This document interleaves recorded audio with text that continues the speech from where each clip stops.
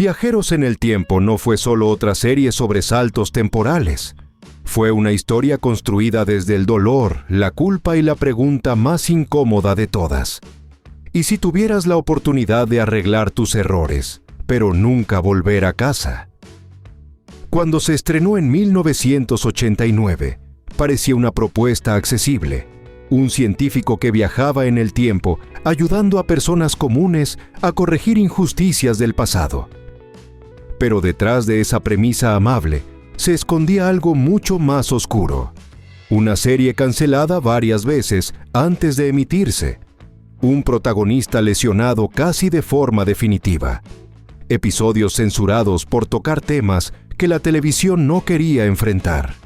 Y un final que dividió a los fans durante décadas.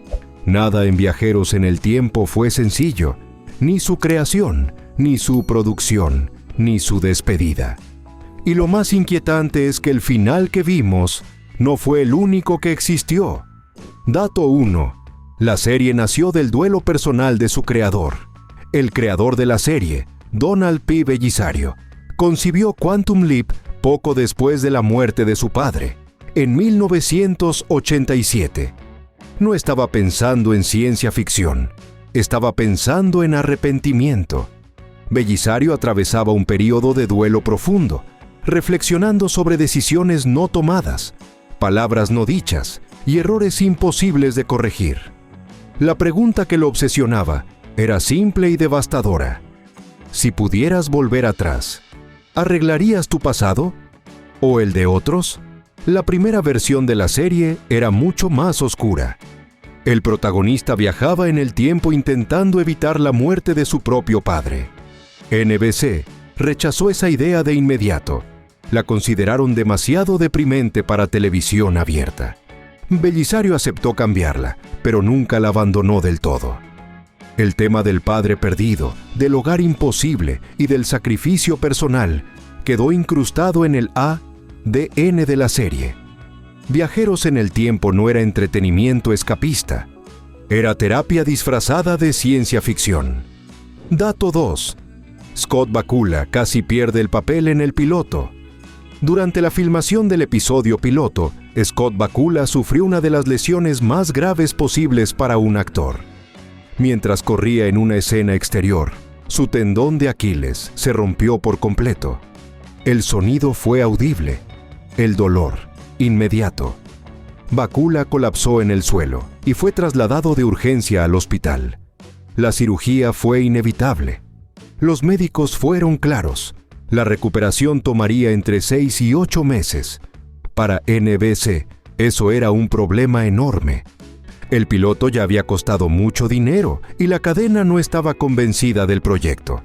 La opción de reemplazar al protagonista se puso sobre la mesa casi de inmediato. Bakula rogó que no lo hicieran. Prometió filmar con limitaciones físicas, adaptarse a los encuadres y trabajar pese al dolor. La producción se detuvo 3 semanas. Cuando regresaron al rodaje, las cámaras se colocaban cuidadosamente para ocultar su cojera. Paradójicamente, esa fragilidad física terminó reforzando al personaje. Sam Beckett siempre pareció un hombre fuera de lugar, incluso en su propio cuerpo. Dato 3. El papel de Al fue rechazado por decenas de actores. Hoy resulta impensable separar la serie de Dean Stockwell, pero su casting estuvo a punto de no ocurrir nunca. El personaje de Al Calavici fue rechazado por más de 30 actores. El motivo era siempre el mismo: un holograma que solo el protagonista podía ver, dedicado a explicar cosas y hacer comentarios irónicos. Muchos lo llamaron el peor rol secundario jamás escrito. NBC sugirió varios nombres conocidos. Todos dijeron que no. Cuando Bellisario estaba desesperado, alguien propuso a Stockwell casi en broma. Su carrera estaba en declive y venía de años sin papeles importantes. Stockwell leyó el guión y vio algo que otros no. Debajo del humor había culpa, trauma y una amistad rota por el tiempo. Aceptó. Y terminó convirtiendo a Al en el corazón emocional de la serie. Dato 4. NBC canceló la serie 5 veces antes de estrenarla. Pocas series tuvieron un camino tan accidentado como Quantum Leap. NBC ordenó el piloto en marzo de 1988 y lo canceló en mayo. Luego lo revivió y lo volvió a cancelar. Y lo volvió a revivir. Este ciclo se repitió 5 veces antes del estreno. Los estudios de audiencia eran un desastre. La gente no entendía el concepto. Les parecía confuso, complicado, demasiado raro. Solo una persona insistió. El presidente de NBC en ese momento, NBC, contra todas las métricas, decidió emitir el piloto el 26 de marzo de 1989, con promoción mínima y expectativas bajísimas. La cadena estaba convencida de que sería un fracaso rápido. No lo fue. Pero desde el inicio, Viajeros en el Tiempo existió con una soga al cuello. Dato 5. El efecto del salto consumía el presupuesto episodio tras episodio. El efecto visual que mostraba a Sam Beckett saltando a un nuevo cuerpo no era solo icónico, era carísimo. Cada transición costaba entre $12,000 y $15,000 por episodio. Una locura para televisión de finales de los años 80. Y no era un efecto reutilizable.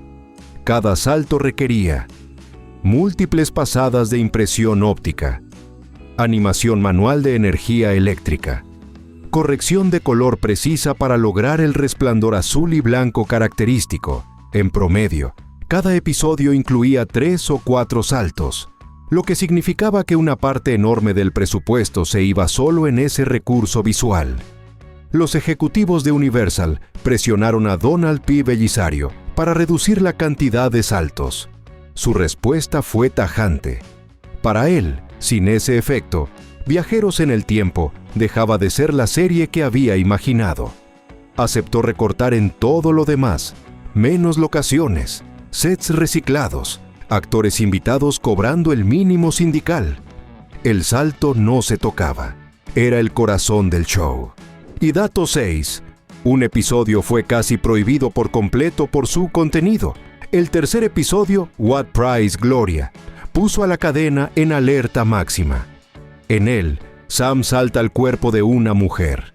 No como un truco, no como comedia. La historia abordaba identidad, sexismo y vulnerabilidad desde un enfoque serio. Demasiado serio para NBC. El Departamento de Estándares y Prácticas consideró que un hombre, habitando un cuerpo femenino, podía generar situaciones inapropiadas. Exigieron reescrituras extensas. Una escena en particular fue eliminada por completo. Sam experimentando dolores menstruales. Bellisario defendió el episodio con firmeza. Argumentó que no se trataba de burla, sino de empatía. NBC permitió la emisión, pero con cortes. No sería la última vez. Episodios donde Sam quedaba embarazado o enfrentaba discriminación de género generaron cientos de cartas de queja. La serie empujaba límites que la televisión de su época no sabía cómo manejar. Dato 7. Bellisario escribió la mayoría de la serie por agotamiento creativo.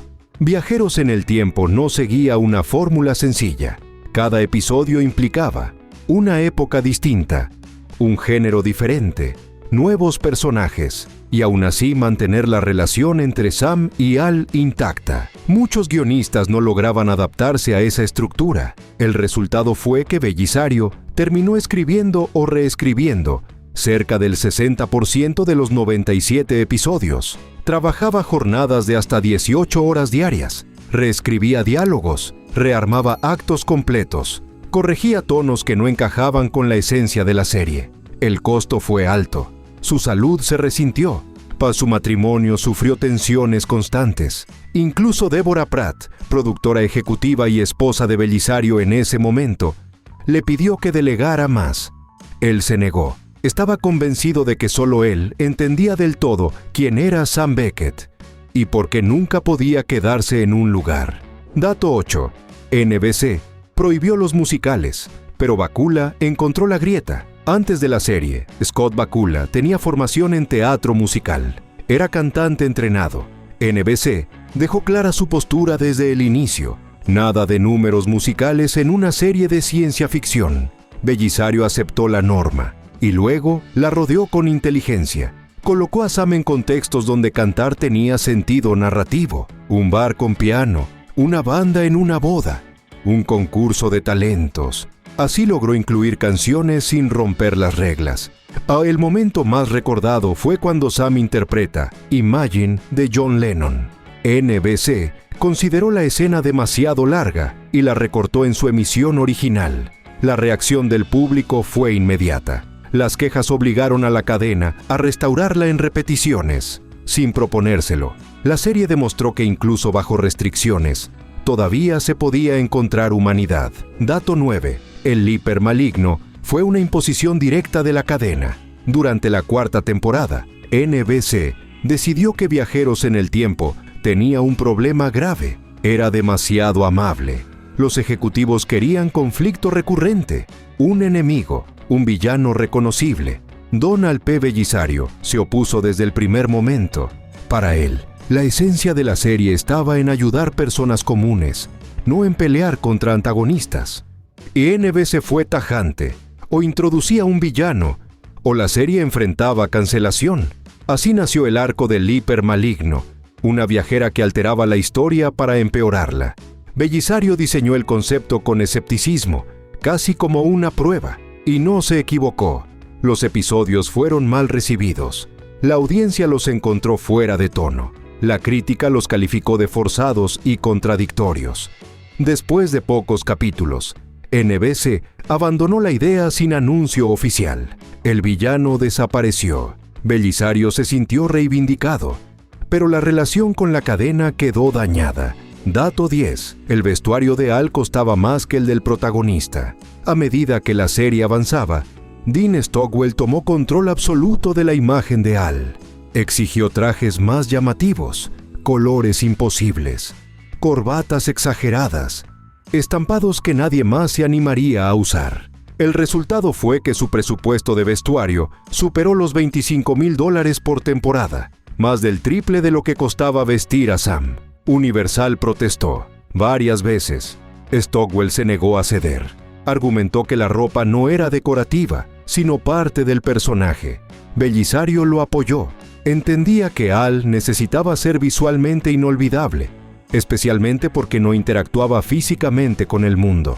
Con el tiempo, esos trajes se volvieron icónicos. Lo que parecía un exceso terminó siendo una de las identidades visuales más fuertes de la serie. Dato 11. La serie fue cancelada por dinero, no por audiencia. Contrario a la creencia popular, Viajeros en el Tiempo no fracasó en rating. Durante su quinta temporada, promediaba 12 millones de espectadores, cifras sólidas para principios de los 90. Además, Kira había ganado premios y mantenía prestigio crítico. Entonces, ¿por qué terminó? Porque cada episodio costaba más de $1.2 millones. Demasiado para NBC. No era lo suficientemente barata, ni lo suficientemente masiva para justificar ese gasto. La decisión fue puramente financiera. Bellisario fue notificado de la cancelación meses antes, pero no recibió presupuesto adicional ni tiempo para escribir un final adecuado. Tenía que cerrar la temporada como pudiera, sin promesas, sin red de seguridad. Dato 12. Scott Bakula no sabía que estaba filmando el final. El episodio Mirror Image fue filmado como un posible cierre, pero también como una simple final de temporada. NBC no confirmó la cancelación hasta después del rodaje. Eso cambió todo. Scott Bakula interpretó sus escenas creyendo que volvería para una sexta temporada. Y no se despidió del personaje. No cargó emocionalmente los momentos clave. Cuando se enteró de que era el final definitivo, ya era tarde. Bakula confesó años después que, de haberlo sabido, habría actuado muchas escenas de forma completamente distinta. La falta de aviso le robó un cierre consciente. Sam Beckett quedó suspendido. Y su actor también. Dato 13. El final emitido enfureció a miles de fans. Cuando Mirror Image se emitió en mayo de 1993, muchos espectadores pensaron que era solo un final de temporada extraño, hasta que apareció el cartel. Dr. Sam Beckett Never Returned Home. Eso fue todo. Después de 5 temporadas siguiendo a Sam con la promesa implícita de que algún día volvería, la serie cerraba con una sola frase y ninguna resolución. La reacción fue inmediata. Y NBC recibió más de 15,000 cartas de queja en pocas semanas. Fans acusaban a la cadena y a Donald P. Bellisario de traición emocional. Para muchos, el final no era valiente ni profundo, era cruel. Bellisario defendió su decisión. Explicó que Viajeros en el Tiempo nunca trató de volver a casa, sino de sacrificio. Sam elegía ayudar, incluso a costa de su propia felicidad. El debate nunca se cerró. 30 años después, sigue siendo uno de los finales más discutidos de la televisión. Dato 14. El guión de la película de Reunión existió y fue rechazado. En 1996, Bellisario escribió un guión completo para una película de cierre. La historia finalmente resolvía el destino de Sam, pero no de forma simple. Sam lograba volver a casa, solo para descubrir que su regreso había causado daños irreparables en la línea temporal. El dilema final era devastador: quedarse en casa y permitir que el mundo empeorara, o volver a saltar para arreglarlo todo, otra vez. En esta versión, Al se sacrificaba para ayudar a Sam. Un cierre definitivo, doloroso, pero completo. NBC rechazó el proyecto sin negociación.